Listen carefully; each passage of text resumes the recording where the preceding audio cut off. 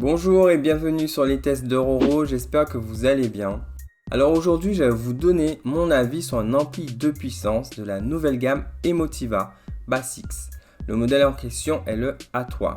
Et ça sera aussi l'occasion dans cette vidéo de vous donner mon avis sur l'intérêt ou pas d'ajouter un ampli de puissance à votre installation. On va déjà commencer par faire le tour du propriétaire de ce Bass6 A3 et de ses spécificités. C'est un modèle 3 canaux capable de développer 200 watts par canal en 4 ohms et 140 watts par canal en 8 ohms, le tout propulsé par un gros transformateur de puissance toroïdale qui exploite une alimentation linéaire.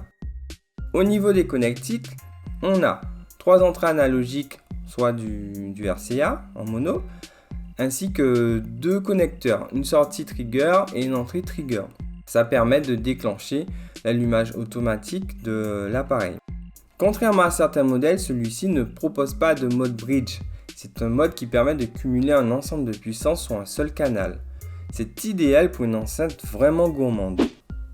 Comme on peut le voir, le produit est plutôt sobre avec une très bonne finition, que ce soit au niveau des connexions ou de l'habillage en métal.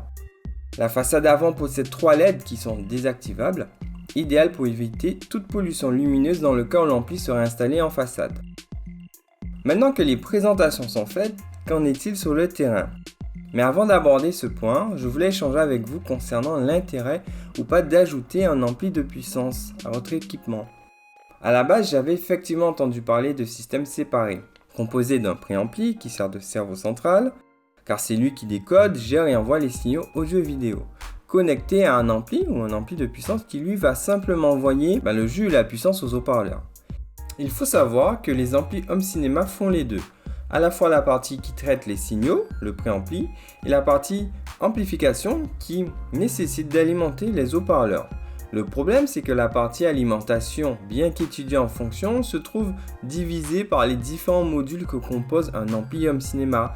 Les séparer revient donc à obtenir un bloc d'alimentation distinct. En matière de qualité audio et vidéo, une bonne alimentation est fondamentale. Meilleure elle alime, et meilleures seront les performances.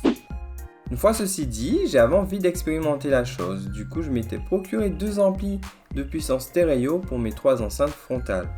Pourquoi les frontales? Car ce sont celles les plus sollicitées. En musique stéréo, celle de gauche et droite, et pour les films, la centrale en plus. Une fois installé puis calibré, j'étais satisfait du résultat. Du moins, c'est surtout dans l'esprit de pouvoir profiter à un niveau sonore confortable des mixages les plus gourmands, les plus denses et les plus dynamiques.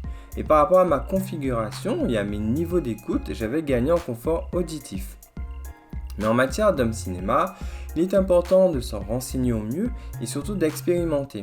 Et parfois on peut être surpris, même par certains changements, car il m'est venu à l'idée d'essayer d'alimenter que les enceintes gauche et droite, mais aussi d'essayer d'alimenter que le canal central avec uniquement un ampli de puissance.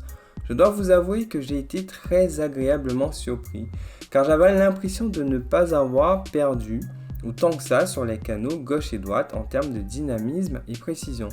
Mais c'était plutôt logique en fait, surtout lors des écoutes de films, car le canal central est celui qui occupe plus de la moitié des informations sonores sur un mixage.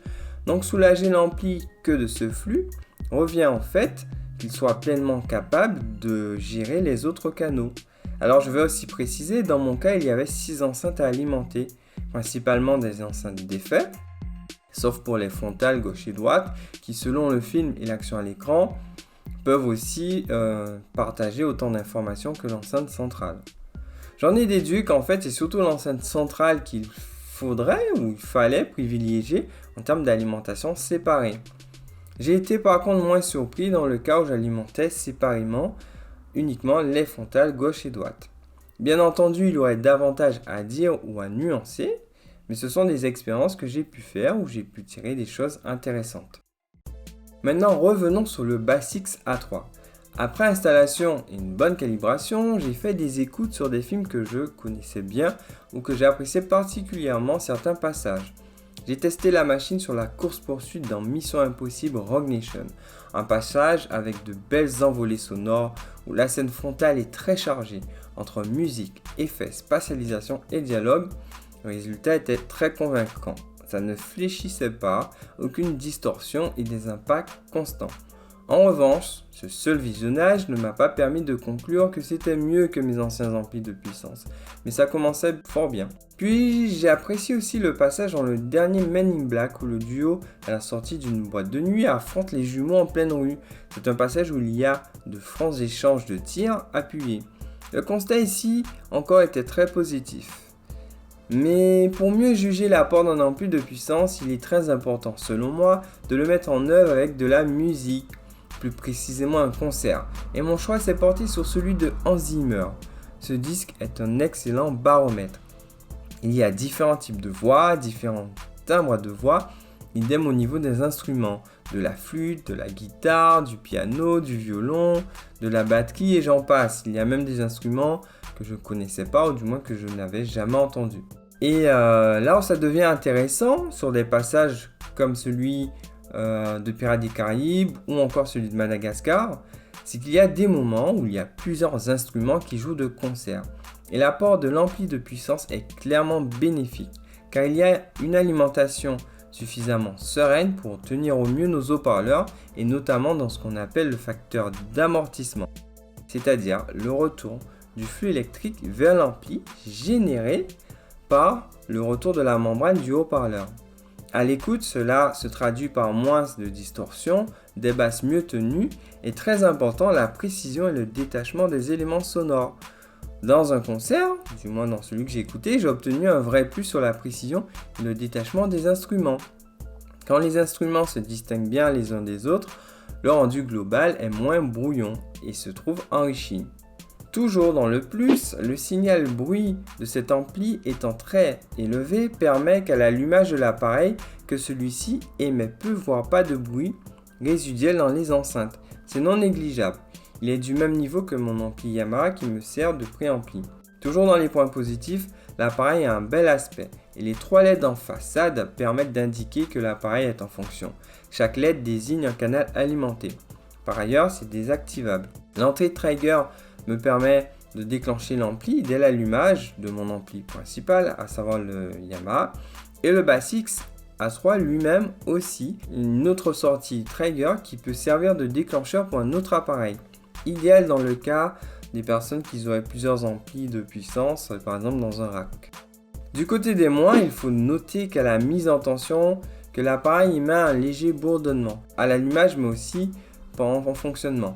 Il faut s'approcher environ à 50 cm de l'appareil, rien de bien grave mais il est important de le souligner et surtout d'observer qu'avec le temps ça ne s'aggrave pas.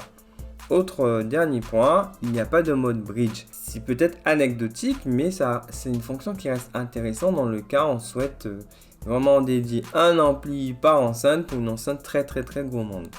Pour conclure, cet ampli 3 canaux, l'Emotiva Bassix A3 m'a vraiment apporté un message sonore plus lisible, surtout lors des scènes très denses. Mais je dois aussi nuancer avec l'expérience que ce type d'appareil n'est pas indispensable.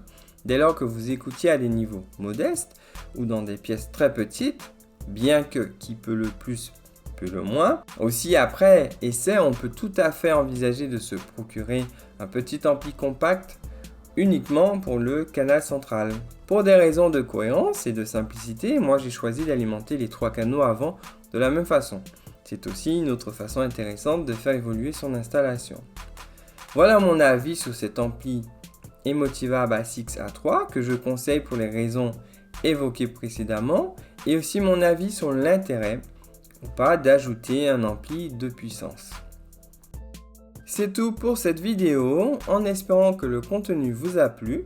Si vous avez des questions concernant le produit ou même les amplis de puissance de manière générale, n'hésitez pas à me laisser vos questions ou vos avis en commentaire. Et bien sûr, n'hésitez pas à vous abonner si ce n'est pas le cas ou à liker la vidéo. A bientôt pour de prochains contenus.